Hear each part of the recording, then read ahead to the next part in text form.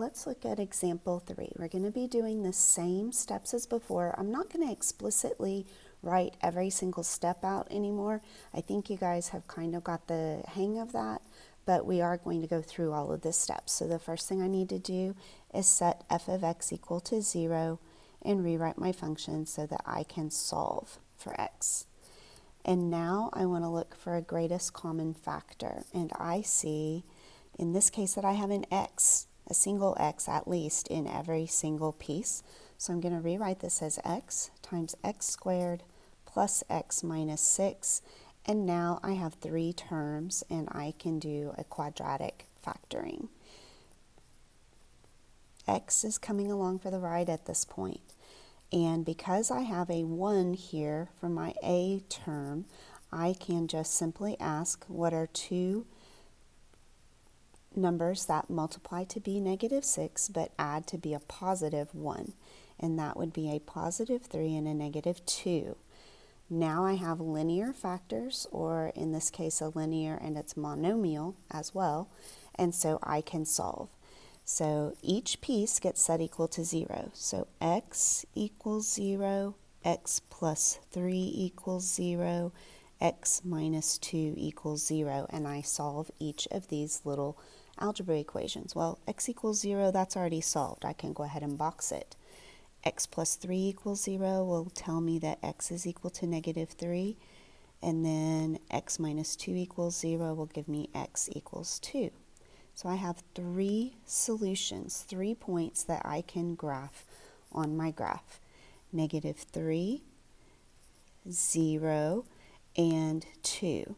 Now we knew actually that x equals 0 is going to be a point, because notice here that I don't have a constant. That means my constant is 0, or where I cross the y-axis is at a y value of 0. And of course, our y-intercept is always at an x value of 0. Let's go ahead and determine degree, leading coefficient, and the direction of our arrows based on that.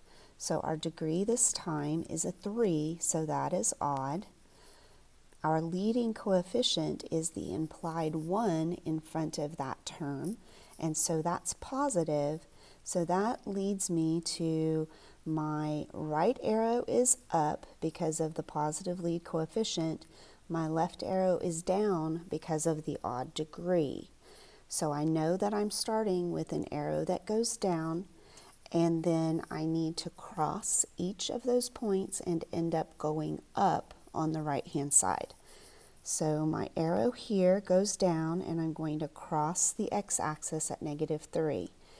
I need to come back around and cross the axis again at 0, and then come back around a final time and cross again at positive 2, ending with an up arrow right here. Why don't you try number 4 on your own and then come back here to see how you did. All right, let's go ahead and take a look at this. So the first thing you should have done is set f of x equal to 0 and rewritten your function with that included.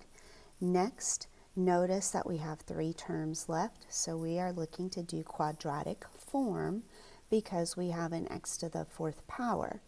Very similar to problem number 2, this ends up being 2 factors that themselves are a difference of 2 squares. So we are going to use difference of 2 squares twice, x plus 3 and x minus 3 to take care of this first quadratic factor, and then another x minus 3 and x plus 3 to take care of the second quadratic factor.